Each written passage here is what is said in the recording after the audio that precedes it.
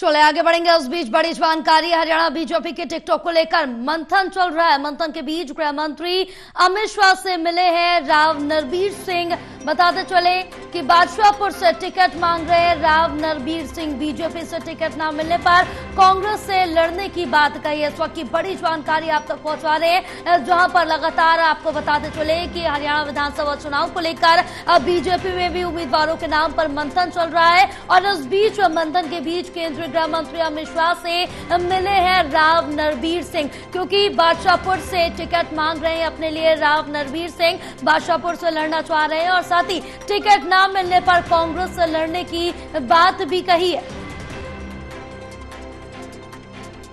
तो इस वक्त की बड़ी जानकारी आप तक पहुंचा रहे हैं, जहां आपको बताते चले कि बीजेपी से टिकट मांग रहे हैं और टिकट ना मिलने पर कांग्रेस से लड़ने की भी बात कह रहे हैं राव नरबीर सिंह। हमारे साथ हमारे सहयोगी जुड़े हुए हैं और ज्यादा जानकारी लेंगे ललित कांडपाल से। ललित, क्या कुछ अपडेट मिल पा रही है, जहां केंद्रीय गृह मंत्री अमित शाह से मिले हैं राव नरबीर सिंह, जो कि बादशाहपुर से टिकट मांग रहे हैं, क्या जानकारी है?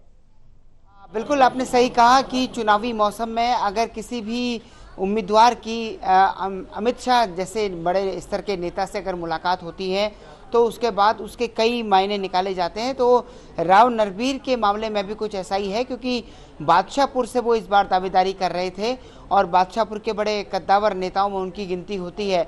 तो आज जो है गृह मंत्री अमित शाह से उनकी मुलाकात हुई है और माना जा रहा है कि उनको जो है पार्टी की ओर से आश्वस्त कर दिया गया है बादशाहपुर विधानसभा के लिए।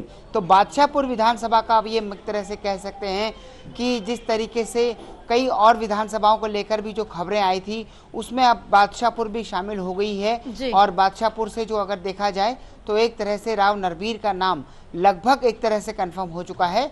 बस अब एक तरह से सूची आनी बाकी है और उस सूची में जो नाम निकलकर सामने आएंगे वो एक तरह से ऑफिशियल ऐलान पार्टी की ओर से हो जाएगा। लेकिन जो सूत्र बता रहे हैं वो ये है कि इस मुलाकात में जो है राव नरबीर को आश्वस्त कर दिया गया है और इस बार का विधानसभा चुनाव राव नरबीर जो हैं वो बादशाहपुर से लड़ने जा रहे हैं। जी बिल्कुल ललित, तमाम जानकारी साझा करने के लिए बहुत शुक्रिया आपका।